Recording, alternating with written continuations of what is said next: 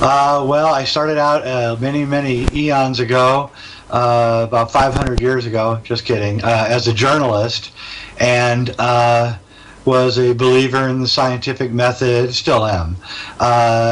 Was pretty much an atheist and a person who thought that everything was going to come out fine, science was going to solve all our problems, and that if people just took an active role in the world, that we would solve all our world's problems. And eventually I came up against I bought a book which I thought was about architecture, called Mystery of the Cathedrals, written by an enigmatic, anonymous guy named Fulcanelli. And I read it, and instead of a book on the architecture of medieval cathedrals, I found I was reading a book about a strange subject called alchemy, of which I thought was created by mad people in their basements working with mercury vapors. And instead, what I found was an incredibly intelligent, erudite study of an ancient kind of culture or science. And that initiated me into a whole world. That was 25 years ago. My first religious experience that I had in my life was in 1968 when I saw 2001: A Space Odyssey when I was 15 years old. I couldn't get out of my seat. I was completely stunned that a movie could actually try to accomplish what 2001: A Space Odyssey accomplished. And it was actually, ever since then, all I wanted to do was really make films. And I have been making films ever since I saw 2001. So I've always had an intimate relationship with the films of Stanley Kubrick. But what got me really going was in the early 1990s, I was working with an American researcher named Richard Hoagland on lunar research and what NASA was up to during the Apollo missions, and spent a lot of time going to NASA labs and looking at photographs of the Apollo missions and hundreds of thousands of photographs. Really became obsessed with everything lunar, I guess you could say, and read everything about the moon that I could, and just was interested in it. And that got me somehow back to the movie 2001 because of the lunar sequences in 2001. And because I'd spent so long looking at the Apollo footage, I was very familiar with it. And after a long hiatus of not seeing 2001, and it finally came out on DVD in 2001, actually, the year 2001, I bought it. I put it on my television and began watching it, and within 10 minutes I had cracked the entire Apollo image problems, because the first 20 minutes of 2001 are the ape scenes, which take place supposedly 4 million years ago on Earth. And I could see that the technique that Stanley used to film the ape scenes was exactly the same technique that someone had used to film the Apollo footage. Then I realized that 2001: A Space Odyssey and the Apollo program ran parallel, concurrent with each other, and that Fred Ordway, who was the top NASA advisor for the Apollo missions, was also the top science advisor for Stanley Kubrick in 2001. And then I found the credits. I remembered the original credits. And I was surprised when I watched the DVD in 2001 that the credits that I remember weren't on the film. And so I found a book which had the original credits from the original release of 2001. And in the credits, the original credits, all of the people, all of the corporations that helped NASA get to the moon, quote unquote, were involved in 2001: A Space Odyssey. Exactly. All the same. The RAND Corporation, all the aerospace corporations, IBM, everybody exactly paralleled with the same contracts that NASA had.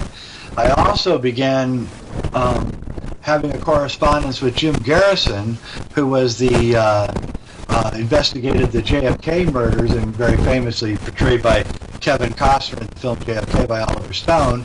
This is before Oliver Stone's film came out, and he got me onto the case that many of the people that were involved with Lee Harvey Oswald, who knew Lee Harvey Oswald at the Riley Coffee Company in New Orleans, had quit the Riley Coffee Company, all of them, and had all gone to work at NASA in Houston.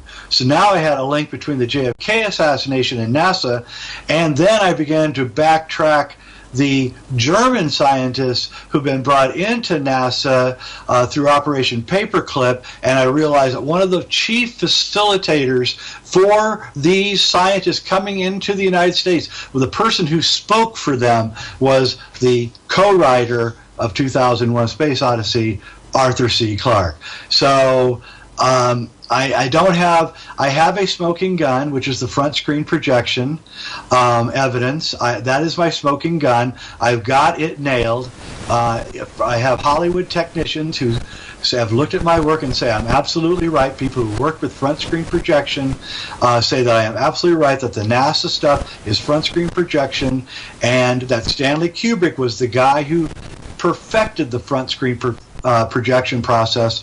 And so I came finally to the conclusion that the film 2001: A Space Odyssey was a research and development project designed not only to make a great movie, but secretly to help create the vast lunar landscapes that would be needed to be created on a set here, not here in the United States, but here on Earth. It was actually shot in London at Boreham Wood Studios. Kubrick spent from 1964 till late 1966 shooting the front screen projection sequences for 2001, and yet there were only about 10 minutes or 20 minutes of the whole film. Yet he spent over 2.5 years of the production time shooting those sequences.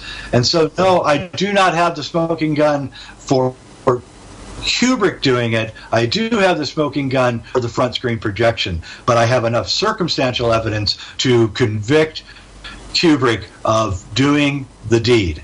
And I believe he left behind the traces of his involvement in his film The Shining.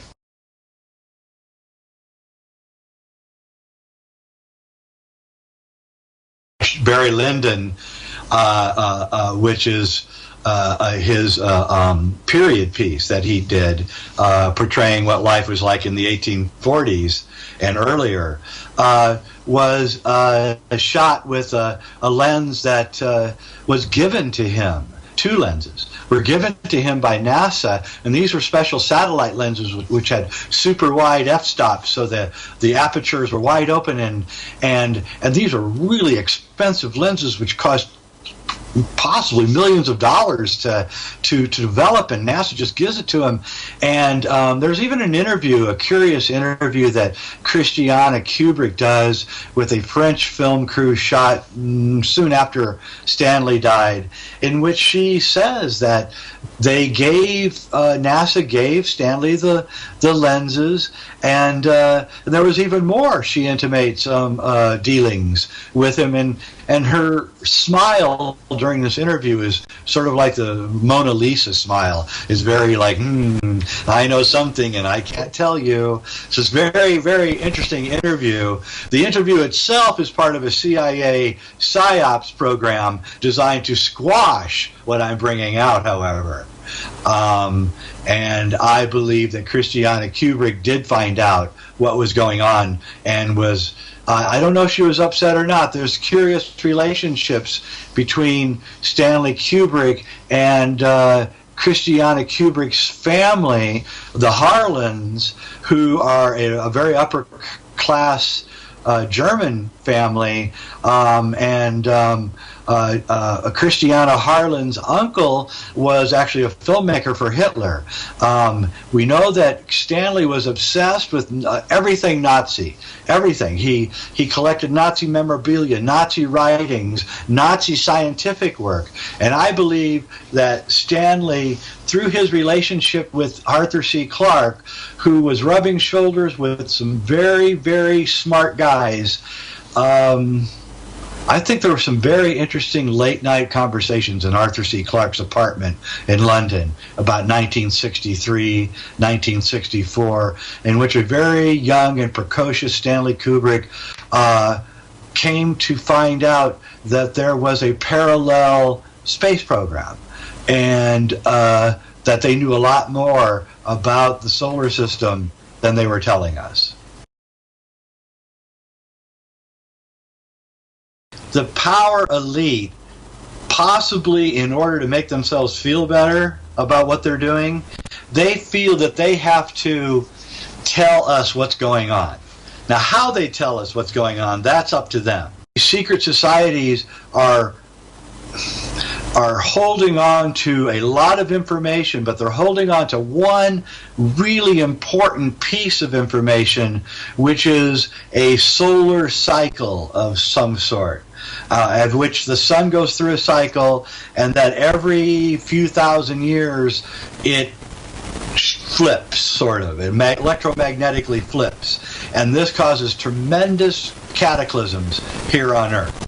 And this secret society, the main thing that they were doing is keeping a hold of this information and passing it on successfully from generation to generation.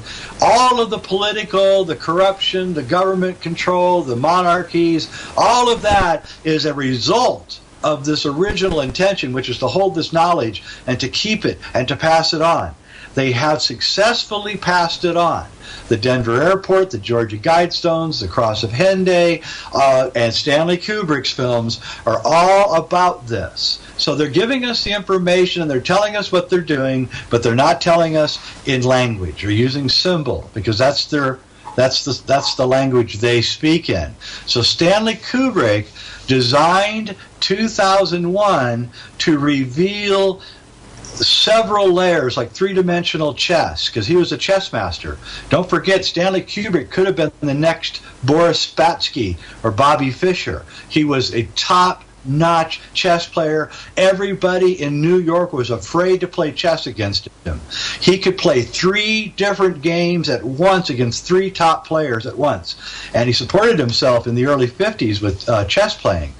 And so he's playing a game of 3-dimensional chess. He's got a 200 IQ. He's bored with filmmaking. He's got unlimited funds. What would you do? And so he did what anybody with an unconscious mind would do. He began telling us the secret information that he had begun to get privy to via his associations with a secret society, a Saturnian society, if you will, that comes out of Germany. And the Harlans, Christiana Kubrick's family is involved in it. Arthur C. Clarke is definitely involved in it. Werner von Braun, Hermann Oberth, this is why they called the rocket that went to the moon, supposedly went to the moon, the Saturn V. This is why they put all their eggs into a basket into Cassini and blasted it off to Saturn, where it's been going around Saturn year after year doing all sorts of secret work. They have a relationship with Saturn. And this all comes back to Kubrick, because the original planet from which the monolith was to be discovered in the movie 2001 was to be the same as it is in the book 2001, and that was Saturn. I believe that somebody higher up pulled the plug after they read the book 2001, pulled the plug on Stanley and said, no, you're not making it Saturn. What makes this whole thing really, really interesting is that the monolith in the book 2001 Space Odyssey was discovered by Bowman, the astronaut, on the moon of Saturn called Iapetus. Why did Clarke choose Iapetus? Why did Kubrick choose Iapetus? Those are great questions.